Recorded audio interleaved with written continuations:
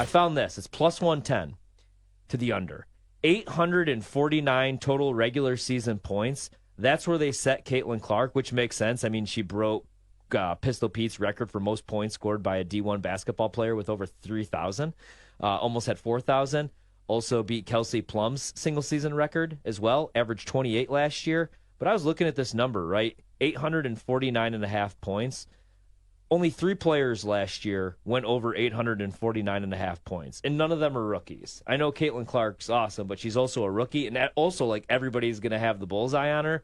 Breanna Stewart, Wilson went over it, and then Jewel Lloyd went over it, and that's it. It's 24 points per game. Only those 3, though. That's the average in order for that to get done. She'd have to average 21, right? 24. So it's 36 games. You said it's 849 and a half. Only 2 rookies in WNBA history have done this. Cynthia Cooper, 1997, and then was it Simone Augustus, 2000? I don't know who that is. Yeah. Augustus? I don't remember her. I'm not going to lie. I was in high school, not watching a whole bunch back then. But 850, I don't think it happened. So I'm going to take the plus money, and I'm going to go under. That's my initial lean as well, and that's no shade to Caitlin Clark. No, none at all. But if you look at just some of the teams that she's going to end up playing, she's going to have the bullseye on her. And on top of that, this is a double-edged sword, right? Because there's not a lot of people on her team that are going to be able to score. This team's not very good, right? They're just not. It's going to be her and Aaliyah Boston, and that's kind of it. Yeah. However, they're going to be able to load up on her. It's going to be much worse than it was for her at Iowa because she doesn't have a lot of super talented players on her team. And that's no shade, again, to the Indiana Fever. They're just not nearly as good as some of the other WNBA teams. So for her to average 23.5 points as a rookie over the course of 36 games, knowing the target is going to be on her back, and there's going to be some stinkers in there. Yeah. Meaning there's going to need to be some games where she scores 40 in the WNBA. That's going to be tough. Also, she's like a playmaker, too. Yeah. I mean, but like you said, not the most talented team. Nobody else really that could get buckets. But I do like the under 849.5. Again, only 3 rookies have done this. 2 rookies, so she would be the 3rd. So right. I like it. 134.5 total regular season three-pointers. I got to make sure. Yeah, that's the number. It's even money to the under. So that would be 135 would break the single season record that just got set last year, and it was 128. So she would break the record by 7 her rookie year. She'd have to average over 3.6 threes per game. Man. That's a lot. I know it's Caitlin Clark. I would lean under. Like, that's what I'm trying to get. That's why I brought this up today. I was like, damn, 850 points plus money, I'd bet the under. 134.5 threes, I'd bet the under. Like with her props. We could get to the Indiana Fever here in a second, but like those are big-ass numbers. I think I would be more comfortable taking the over on her threes than on the points. Yeah, fair. Honestly. So you've got 36 games, and you said the number is what now? 121 and a half? 134 and a half. 134. Yeah, so again, she'd have to make about 4 a game and not really miss any time either. And not miss any time. Yeah.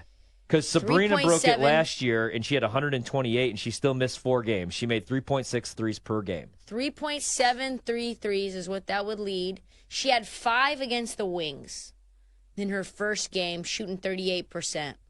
Wings aren't exactly a defensive juggernaut. I would be more comfortable taking Caitlin Clark over threes than I would the points, but that's a stay away for me as well. Why do the Blue Jays suck so bad? I was just about to ask. 17 and 20. They're 4-6 in their last 10. No excuse. There's just no excuse. At the end of the day, this youth movement that they put together is no longer a youth movement. Now they're all crafty vets that have just played under what their ability is. Vladimir Guerrero Jr. should be hitting 65 home runs in that tiny park. Bo Bichette should not be hitting 180. Now, it's early in the season, and they have moved around the lineup a little bit, but you even got Kevin Gossman not even throwing the way he can. Now, it is May 8th, and they are a good team. The problem is you want to survive in the AL East, you can't be a good team. You got to be a great team. You know what is a great team? The Rays, and they're under 500. The Toronto Blue Jays just have the misfortune of being in Toronto. That's what it comes down to. Yeah. You take this team, you put them in the AL West, they're in second place. Yeah, no doubt. Cody, do you think it's time for major changes in St. Louis? Another bad start, Wilson Contreras, fractured arm. It kind of feels like, to me, maybe it's time to blow up the ship. What say you? Yeah, it's time to blow up the ship. And although, that being said, I don't want them to blow up the ship, Trysta. This is so enjoyable to me. I love watching the Cardinals suffer and be in misery because I have had nothing but I've been forced to watch the Cardinals every October since I was a child, and it never made sense to me. I love watching them eat crow. Ollie Marmol, I can't imagine how much longer he's going to keep this job, unfortunately. Everything that he's touched has not gone well. He's obviously had a lot of issues with umpires as well, especially C.B. Buckner, which I don't blame him about. Trust me, C.B. Buckner is a very tough umpire to get along with sometimes. But at the end of the day, yeah, this team should blow it up. They're not exactly a team that has a history of spending big money either. And at this point in Major League Baseball, you have to be willing to spend some money to win. The Cardinals' devil magic is over. Everybody can have that same devil magic. I just saw this tweet about Michael Pittman being the clear wide receiver 1 for the Colts, but we're on the same page here. I love Josh Downs. I think he's going to have a monster year in the slot, and I really like this Colts team. I'm a Shane Steichen guy. Just want to see Anthony Richardson stay healthy for 80% of the season. I think they could win 10, 11 games. Your thoughts on that team and just Downs and what he could do this season? Yeah, actually, you started off with a good subject right here. I'm all in on these Colts, especially just to win the division right here, right? You think about it, the Texans and the Colts came down neck and neck to week 18, and that was with Gardner Minshew. Like, they were playing for the division right there. When we saw Anthony Richardson early in the season, he got up 2 touchdowns on the Texans. Then he left with the injury, so it'll be interesting and nice to see him able to actually, work with Jonathan Taylor. He probably got to hand off the ball to him 2 or 3 times last year. And I think for them, plus 325 for the division is very live for me, considering the Houston Texans, who also upgraded their team. They sitting there at plus 110. But I like everything they got around Anthony Richardson on this team, not just on the offensive side of the ball, but defensively. They got who I feel like is the best pass rusher in the draft, and Laiatu Latu out of UCLA. So they drafted a couple linemen who could help them right away. Of course, Adonai Mitchell to tighten up that receiving core. But Josh Downs is a guy that people kind of sleeping on with Michael Pittman being there and with Adonai Mitchell. This dude, Josh Downs, was a rookie that caught 770 receiving yards as a rookie. So I think, like you said, if Anthony Richardson could stay on the field, and that's with any player, then I like this team a lot.